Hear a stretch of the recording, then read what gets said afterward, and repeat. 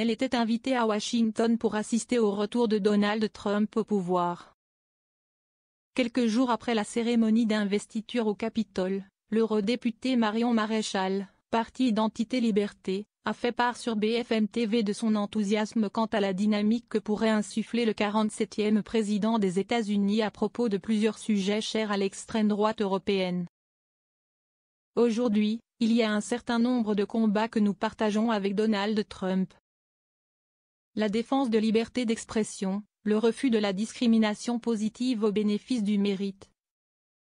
La lutte contre l'immigration clandestine, pour la fin du wokisme, la lutte contre la théorie du genre, pour ne citer que quelques exemples, a listé Marion Maréchal.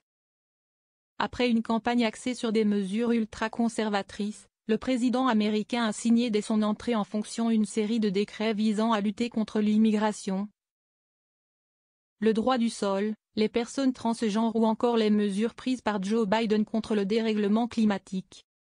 Porter ces combats jusqu'en Europe. Il est intéressant que les victoires obtenues à travers l'arrivée de Donald Trump et les décisions qui soient prises puissent nous permettre d'avoir un élan bénéfique pour porter ces combats jusqu'en Europe, a analysé l'eurodéputé. Le retour au pouvoir du président américain a également été salué par la première ministre italienne Giorgia Meloni, dont les eurodéputés siègent aux côtés de Marion Maréchal au sein du groupe conservateur et réformistes européens.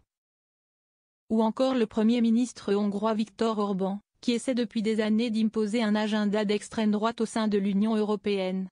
Félicitations au président Donald Trump. Maintenant c'est à notre tour de briller. À notre tour d'occuper Bruxelles. A notamment réagi le dirigeant hongrois après l'investiture du président américain, qui se ravit de la rébellion contre la démocratie woke libérale.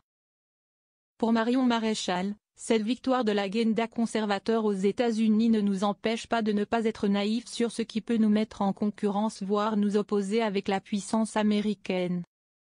Je suis parfaitement lucide sur le fait que nous avons parfois des intérêts économiques divergents.